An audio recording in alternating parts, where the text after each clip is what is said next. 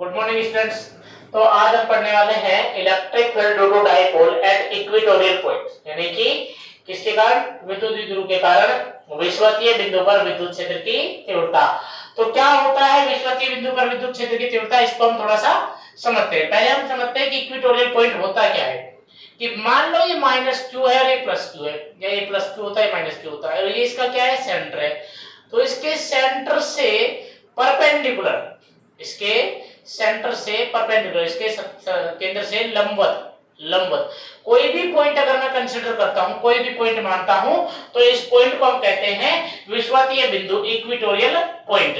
तो हमने क्या कहा कि हमारे पास एक डाइपोल है q और -q, एक विद्युत द्विध्रुव है q और -q। इसके सेंटर O से स्मॉल r डिस्टेंस पे हमने एक पॉइंट कंसीडर किया P, जो कि क्या था? परपेंडिकुलर था, इक्वेटोरियल पॉइंट था, यानी कि विषुवतीय बिंदु था। इस पॉइंट P पर हमें इलेक्ट्रिक फील्ड निकालना था, निकाल रहे हैं। तो देखिए सबसे पहले अगर मैं बात करूं +q के चार्ज के कारण इलेक्ट्रिक फील्ड, तो क्या होगा? हमेशा पॉइंट P पर क्या होगा? बाहर की ओर ही होगा, और होगा कि नहीं होगा? तो ये क्या होगा? E1 मान लिया, जो क्या होगा? अलोंग टू AP, A से P की ओर। जबकि -q के चार्ज के कारण किधर होगा? अंदर की ओर होगा। तो मान लिया ये कितना है? E2 है, जो क्या होगा? PP, कितना? Along to PB, along to PB। तो भाई प्लस के q के कारण कितना? kq upon r square plus a square, क्योंकि ये डिस्टेंस कितनी है? AP, ये कितनी है? r square plus a square. कहां से है? राइट एंगल ट्रायंगल से। भाई क्या है? हाइपोटेनस बराबर root of perpendicular square plus base square, यानी कि कर्ण बराबर अंडर रूट ऑफ लंब स्क्वायर प्लस आधार स्क्वायर। इधर भी वही होगा, r square plus a square.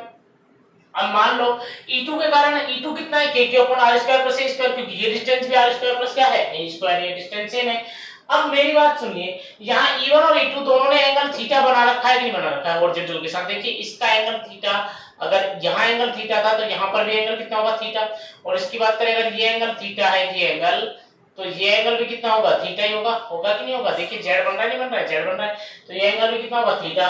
तो भाई दोनों एंगल थीटा है, तो E1 और E2 जो है वो वेक्टर क्वांटिटी है, सदिश राशि है। तो इन्हें क्या करना पड़ेगा? इनके कंपोनेंट्स में रिजोल्व करना पड़ेगा, इसके घटकों में तोड़ना पड़ेगा।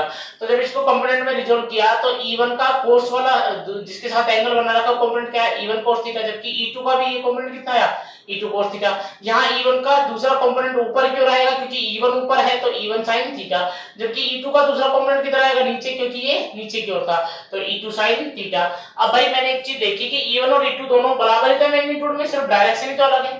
अरे डायरेक्शन तो अलग है, बाकी E1 और E2 दोनों की वैल्यू कितनी? kq upon r square plus a square है। तो भाई अगर मैं बात करूं कि भाई हॉरिजॉन्टल डायरेक्शन में, यानी कि किसमें? सॉरी, वर्टिकल डायरेक्शन में। किसमें? वर्टिकल डायरेक्शन में, यानी कि ऊर्ध्वाधर दिशा में परिणामी विद्युत क्षेत्र की अगर मैं बात करूं रिजल्टेंट की, तो कितना होगा? दोनों एक दूसरे को कैंसिल कर देंगे, दोनों एक दूसरे क्या कर देंगे? कैंसिल कर देंगे। ठीक है, E1 sin थीटा और E2 sin थीटा एक दूसरे को क्या कर देंगे? कैंसिल। जबकि बात करूं इसके हॉरिजॉन्टल कंपोनेंट की, क्षैतिज दिशा की, तो भाई दोनों के दोनों एक ही डायरेक्शन में, E1 cos थीटा और E2 cos थीटा, तो दोनों सेम डायरेक्शन में, तो दोनों क्या हो जाएंगे? ऐड हो जाएंगे। E1 cos theta plus E2 cos theta. तो E1 cos थीटा, E1 की वैल्यू भी रखी kq upon r square plus a square, और E2 की value kq upon r square plus a square रखी, तो क्या हो जाएगा भाई? E1 E2 के बराबर ही है। तो अगर मैं E1 को E2 ही लिख देता तो कितना आता? 2E2 cos थीटा आता, नहीं आता? E2 की वैल्यू रखी 2kq upon r square a square cos theta. अब cos थीटा की अगर वैल्यू पता चल जाए, काम चल जाएगा। तो cos थीटा की वैल्यू किससे आएगी? इस राइट एंगल ट्रायंगल से। चाहे आप ये वाले ट्रायंगल को यूज करें और चाहे इस वाले को। मैंने इस वाले ट्रायंगल को यूज किया, किसको? AOP को। तो मुझे बताइए cos थीटा बराबर क्या होता है? cos थीटा बराबर होता है बेस अपॉन हाइपोटेनस, यानी कि आधार बटा कर्ण। तो बेस यानी कि आधार कितना है मेरा? A है, जबकि मेरा कर्ण यानी कि हाइपोटेनस कितना है? Root of r square plus a square. तो मैंने रख दिया a upon root of r square plus a square. दोनों की वैल्यू पुट की, तो यहाँ पे क्या आ गया भैया? यहाँ पे एक चीज देखो, q 2 और a है कि नहीं? और मैंने क्या कहा था? q into 2 है, कहीं भी लिख जाए गलती से तो क्या लिख दो? p लिख दो। और ये देखिए ये पूरा है 1, और रूट का मतलब पावर कितनी होती है? 1/2। तो 1.5 कितना होता है? पावर 3/2, क्योंकि मल्टीप्लाई में तो पावर ऐड हो जाएंगी, अरे गुणा में तो घाते क्या हो जाती है? जुड़ जाती है। तो भाई q into 2 है, तो लिख दिया p। और एक और बात, हमें पता है कि a जो होता है वो r से बहुत छोटा होता है, तो इसका मतलब a स्क्वायर को अगर हम एप्रोक्सीमेटली 0 मान ले, a स्क्वायर को एप्रोक्सीमेटली क्या मान ले? 0, तो r square plus a square is approximately equal to कितना? r स्क्वायर मैंने बताया था पिछली वीडियो में, पिछले टॉपिक में, कि a स्क्वायर को क्यों 0 मानते हैं? क्यों 0 मानते हैं? क्योंकि बहुत छोटा होता है। अच्छा, तो E बराबर कितना है? kp अपॉन r स्क्वायर कि पावर कितनी 3/2, क्योंकि a स्क्वायर तो 0 हो गया और इस पर पावर कितनी थी 3/2, तो a स्क्वायर को 0 कर दो तो ओनली r स्क्वायर पर पावर 3/2 रह जाएगी, नहीं रह जाएगी। तो 2 से 2 कैंसिल हुआ तो कितना kp अपॉन r3। अगर वेक्टर फॉर्मेट लिखें तो e वेक्टर बराबर होगा माइनस का kp वेक्टर अपॉन r3। और ये माइनस का क्यों आया, मुझे बताइए कि डायपोल मोमेंट की डायरेक्शन किधर होती है, नेगेटिव टू पॉजिटिव, मतलब p वेक्टर मेरा किधर आने वाला है, इधर, जबकि मेरा नेट इलेक्ट्रिक फील्ड किधर जा रहा है, इधर, इधर जा रहा है कि नहीं जा रहा है, e1 cos theta e2 cos theta इधर, और जबकि p वेक्टर किधर है, इधर है, तो जस्ट अपोजिट है कि नहीं है। तो यहाँ नेगेटिव साइन क्या रिप्रेजेंट कर रहा है कि भाई इलेक्ट्रिक फील्ड की डायरेक्शन डायपोल मोमेंट की डायरेक्शन यानी कि द्विध्रुव आघूर्ण की दिशा के क्या है, अपोजिट है, विपरीत है। बोलो क्लियर है। तो ये हमारा टॉपिक यहाँ पे हुआ कंप्लीट। क्या हुआ, complete. Electric field due to electrical dipole at equatorial point यानी कि विद्युत द्विध्रुव के कारण विषुवतीय बिंदु पर विद्युत क्षेत्र की तीव्रता। अब हम पढ़ते हैं वेरियस पॉइंट पे। किस पे पढ़ते हैं, वेरियस पॉइंट। कोई भी पॉइंट दे रखा हो उस पर इलेक्ट्रिक फील्ड निकाल ले, किसी भी पॉइंट पे निकालने का मेथड। कैसे निकालेंगे, बहुत सिंपल है। बहुत ही क्या है, सिंपल है। ठीक है, चलिए देखिए। मैंने कहा कि मान लो ये मेरे पास एक इलेक्ट्रिकल डाइपोल है, एक विद्युत द्विध्रुव है। ढंग से समझेंगे चीजों को, बहुत अच्छे से आपको समझ में आ जाएगी कहानी पूरी। ठीक है, ये माइनस क्यू और ये प्लस क्यू, ये माइनस क्यू है और ये क्या है, प्लस क्यू है। तो मुझे बताइए डाइपोल की डायरेक्शन क्या होगी, डाइपोल मोमेंट की डायरेक्शन क्या होगी, पी वेक्टर ये होने वाला है कि होने वाला है, भाई विद्युत द्विध्रुव की दिशा ये होने वाली है। हम क्या निकालने वाले हैं, हम किसी भी पॉइंट पे, अब हमें ना अक्षीय दे ना निरक्षीय दे, हमसे कह दे 30 डिग्री पे निकालो, 40 डिग्री पे निकालो, 50 डिग्री पे निकालो, तो कैसे निकालेंगे। और ये मान लो इसका सेंटर है, ये मान लो इसका क्या है, सेंटर, और हम कह रहे हैं कि इसके सेंटर से ओ से थीटा एंगल, कितना एंगल, थीटा एंगल, और आर डिस्टेंस पे कोई भी एक पॉइंट है, मान लो एस पॉइंट है, और इस एस पॉइंट पर इलेक्ट्रिक फील्ड निकालो। क्या निकालो, एस पॉइंट पर। बड़ी समस्या हो जाएगी, कैसे निकालें, बहुत सिंपल मेथड बताऊंगा, ध्यान से सुनो। मुझे बताओ कि p वेक्टर क्वांटिटी की स्केलर क्वांटिटी है, p वेक्टर क्वांटिटी की स्केलर सदिश राशि है, सदिश राशि है, सदिश है, वेक्टर है। तो वेक्टर है तो कैसे कंपोनेंट में रिजॉल्व किया जा सकता है, बिल्कुल इसे इसके टुकड़ों में तोड़ा जा सकता है। हाँ, तो मैंने क्या सिखाया था, जिसके साथ कोण बनाया वो किसका, कोस का, जिसके साथ एंगल है वो किसका कंपोनेंट होगा, कोस का।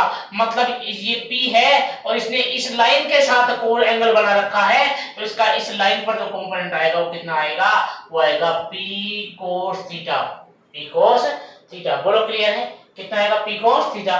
और दूसरा कंपोनेंट इसके जस्ट परपेंडिकुलर आएगा कि नहीं आएगा, जो नीचे आएगा, ये कितना होगा, P sin थीटा, कितना होगा, P sin थीटा।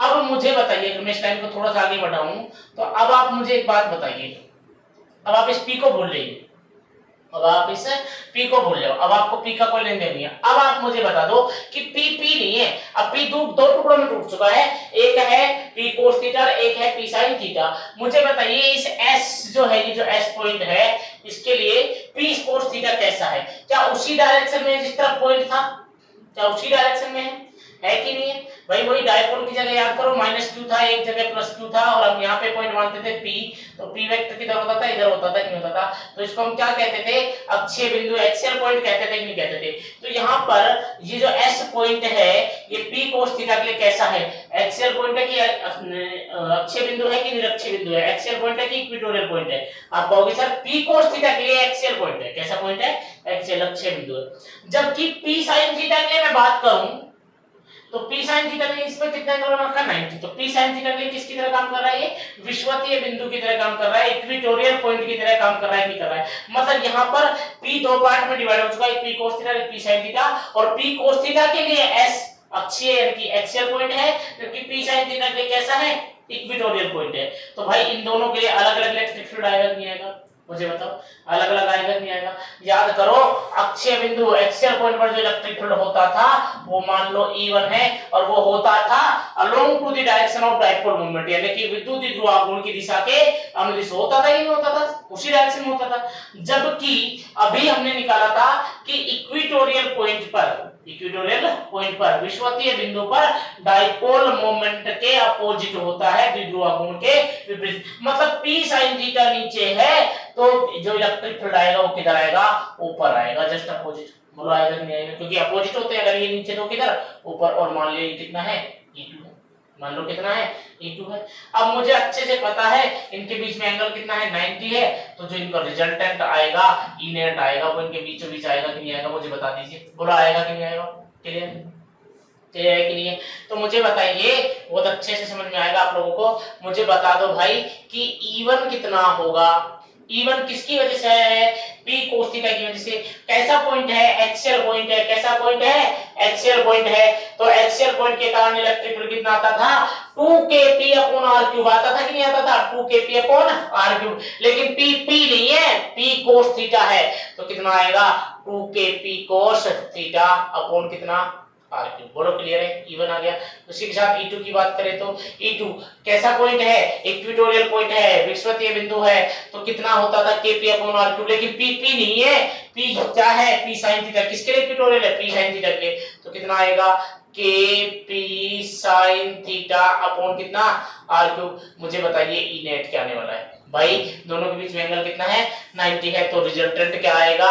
आपको पता है कि E1 का स्क्वायर प्लस कितना? E2 का स्क्वायर। E1 स्क्वायर प्लस कितना? E2 का स्क्वायर। दोनों की वैल्यू पुट कर दे तो E नेट बराबर में कितना आने वाला है? रूट ऑफ कितना भैया? E1 की वैल्यू पुट करो और E2 की। E1 की वैल्यू कितनी है? 2kp cos theta upon r cube का होल स्क्वायर प्लस कितना भैया? kp sin theta upon r cube का होल स्क्वायर। मुझे बता दीजिए कि 2kp upon cos 2kp cos theta upon r cube का होल स्क्वायर। 2 का स्क्वायर कितना हो जाएगा? 4k square p square cos square theta upon r की पावर कितना हो जाएगा भैया? 6 प्लस इधर कितना? k square p square sin square theta upon r की पावर कितना? 6। मुझे जो कॉमन आ रहा है कॉमन लेते हैं। देखिए ध्यान सुनिए, यहाँ पे k square p square r की पावर 6 कॉमन आ रहा है कि नहीं आ रहा है? अगर इसको मैं बाहर लूंगा रूट से, अगर मैं क्या लूंगा? बाहर लूंगा, तो मुझे बताइए कि बाहर ओनली k रह जाएगा कि नहीं रह जाएगा? क्योंकि k का स्क्वायर कितना हो जाएगा? k रूट में p, और कितना नीचे कितना रह जाएगा? r की पावर 6 था, उसको कॉमन लेते कितना रह जाएगा? r की पावर 3। r की पावर 3 रूट की वजह से आधी पावर कम हो जाएगी नहीं हो जाएगी? अंदर कितना रह जाएगा मुझे बताइए? 4 रह जाएगा, cos स्क्वायर रह जाएगा। दोनों क्लियर है? प्लस यहाँ पे कितना रह जाएगा? Only sin square theta. Only क्या रह जाएगा? sin square theta. मुझे बताइए कि भाई sin स्क्वायर थीटा को क्या लिखा जा सकता है? sin स्क्वायर थीटा को 1 माइनस cos स्क्वायर थीटा लिखा जा सकता है। sin स्क्वायर थीटा को 1 माइनस cos स्क्वायर थीटा लिखा जा सकता है। लिखा जा सकता है kp upon r cube, kp upon r cube 4 cos square theta 1 minus cos square theta. होगा कि नहीं होगा? मुझे बताइए भाई kp upon r cube, kp upon r cube 4 cos square theta में से एक cos स्क्वायर थीटा चला गया तो कितना बचा? 3 cos स्क्वायर थीटा प्लस 1। तो क्या आ रहा है भैया? kp upon r cube 3 cos theta 3 cos square theta plus कितना? 1। अब मैं कहता हूं एक यही फॉर्मूला बहुत है दोनों पॉइंट पे इलेक्ट्रिक फील्ड को निकालने के लिए। चलिए बात करते हैं कैसे। सबसे पहले अगर मैं बात करूं एट एक्सियल पॉइंट, तो अगर मैं एक्सियल पॉइंट की बात करूंगा यानी कि अक्षीय बिंदु पर मैं बात करूं, किस पर बात करूं? अक्षीय बिंदु पर अगर मैं बात करूं तो मुझे बताइए अक्षीय बिंदु पर थीटा बराबर कितना होता है? 0 डिग्री होता है। एक्सियल पॉइंट पे जो थीटा होता है कितना होता है? 0 डिग्री होता है। तो कितना आएगा? kp upon r cube, kp upon r cube root 3 cos square 0 plus 1। cos 0 की वैल्यू कितनी होती है? 1 होती है। कितनी होती है? 1। तो cos 0 की वैल्यू जो 1 रखेंगे 1 का स्क्वायर 1 ही रहेगा। 3 प्लस 1 कितना हो जाएगा? 4। 4 का रूट कितना होगा? 2। तो कितना आएगा? 2kp अपॉन कितना? r cube. ये हमारा एक्सियल। अगर मैं कहूं इक्वेटोरियल पॉइंट पे, तो इक्वेटोरियल पॉइंट पे थीटा बराबर कितना होता है? 90, यानी कि विषुवतीय बिंदु पर एंगल कितना होता है? 90। तो क्या आएगा मुझे बताइए? kp अपॉन कितना? r cube root 3 cos square cos 90 plus 1। cos 90 की वैल्यू कितनी होती है? 0। cos 90 की वैल्यू कितनी होती है? 0। तो इलेक्ट्रिक फील्ड कितना आएगा मुझे बता दीजिए? Only kp upon r cube आएगा कि नहीं आएगा? बोलिए, बात समझ में आ रही है कि नहीं आ रही है? क्लियर है? सिंपल सिंपल चीजें मैंने आपको बताया कैसे करना है। कुछ नहीं करना भैया। सबसे पहले मान लो ये डाइपोल था, ये -q और ये +q। तो क्या किया था मैंने? इसके सेंटर O से r डिस्टेंस पे थीटा एंगल पे कोई भी पॉइंट मान लिया था P, और इस पॉइंट P पर मुझे इलेक्ट्रिक फील्ड निकालना था, तो इसका एक कंपोनेंट इधर आएगा कितना E1 वेक्टर, सॉरी ये P था तो ये P वेक्टर था, तो इसका एक कंपोनेंट किधर आएगा इधर कितना P cos थीटा, और एक कंपोनेंट किधर आता था नीचे P sin theta. P sin theta P cos theta एक दूसरे के क्या होते थे, परपेंडिकुलर होते थे कि नहीं होते थे। तो भाई इन दोनों का क्या निकालना था, कंपोनेंट निकालना था। ये इधर E1 हो जाता, ये एक्सियल होता, और ये क्या होता इक्विटोरियल, और इन दोनों का क्या निकालते फिर रिजल्टेंट निकालना था। इतना सा काम था, सिंपल चीजें आप इजीली कर पाए होंगे, कोई टेंशन वाली बात नहीं है। चलिए मिलते हैं फिर नेक्स्ट वीडियो में, तब तक वीडियो को क्या कीजिए, लाइक कीजिए, शेयर कीजिए, कमेंट कीजिए, और साथ में चैनल को सब्सक्राइब कीजिए। कोई समस्या हो मुझे कमेंट करके या फिर मुझे व्हाट्सएप पे समझा सकते हैं, मैं आपको परेशानी को दूर करूंगा, दोबारा वीडियो बना दूंगा, कोई समस्या नहीं। चलिए मिलते हैं नेक्स्ट वीडियो में। तो क्या आ रहा है भैया, kp upon r cube 3 cos theta 3 cos square theta plus कितना 1। अब मैं कहता हूं एक यही फॉर्मूला बहुत है दोनों पॉइंट पे इलेक्ट्रिक फील्ड को निकालने के लिए। चलिए बात करते हैं कैसे। सबसे पहले अगर मैं बात करूं एट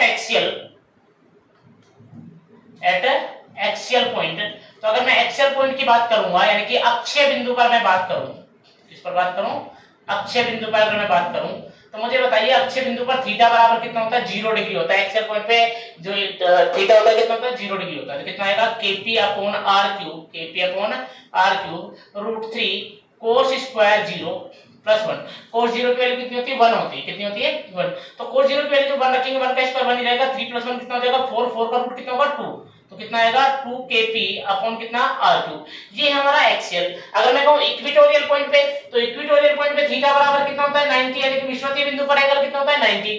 तो क्या आएगा मुझे बताइए, kp अपॉन कितना r cube root 3 cos square cos 90 plus 1। cos 90 की वैल्यू कितनी होती है 0, cos 90 की वैल्यू कितनी होती है 0। तो इलेक्ट्रिक फील्ड कितना आएगा मुझे बता दीजिए, only kp upon r cube आएगा कि नहीं आएगा, बोलिए बात समझ में आ रही है कि नहीं आ रही है, क्लियर है। सिंपल सिंपल चीजें मैंने आपको बताया कैसे करना है, कुछ नहीं करना भैया। सबसे पहले मान लो ये डाइपोल था, ये -q और ये +q, तो क्या किया था मैंने, इसके सेंटर O से r डिस्टेंस पे थीटा एंगल पे कोई भी पॉइंट मान लिया था P, और इस पॉइंट P पर मुझे इलेक्ट्रिक फील्ड निकालना था, तो इसका एक कंपोनेंट इधर आएगा कितना E1 वेक्टर, सॉरी ये P था तो ये P वेक्टर था, तो इसका एक कंपोनेंट किधर आएगा इधर कितना P cos थीटा, और एक कंपोनेंट किधर आता था नीचे P sin theta. P sin theta P cos theta एक दूसरे के क्या होते थे, परपेंडिकुलर होते थे कि नहीं होते थे। तो भाई इन दोनों का क्या निकालना था, कंपोनेंट निकालना था। ये इधर E1 हो जाता, ये एक्सियल होता, और ये क्या होता इक्विटोरियल, और इन दोनों का क्या निकालते फिर रिजल्टेंट निकालना था। इतना सा काम था, सिंपल चीजें आप इजीली कर पाए होंगे, कोई टेंशन वाली बात नहीं है। चलिए मिलते हैं फिर नेक्स्ट वीडियो में, तब तक वीडियो को क्या कीजिए, लाइक कीजिए, शेयर कीजिए, कमेंट कीजिए, और साथ में चैनल को सब्सक्राइब कीजिए। कोई समस्या हो मुझे कमेंट करके या फिर मुझे व्हाट्सएप पे समझा सकते हैं, मैं आपको परेशानी को दूर करूंगा, दोबारा वीडियो बना दूंगा, कोई समस्या नहीं। चलिए मिलते हैं नेक्स्ट।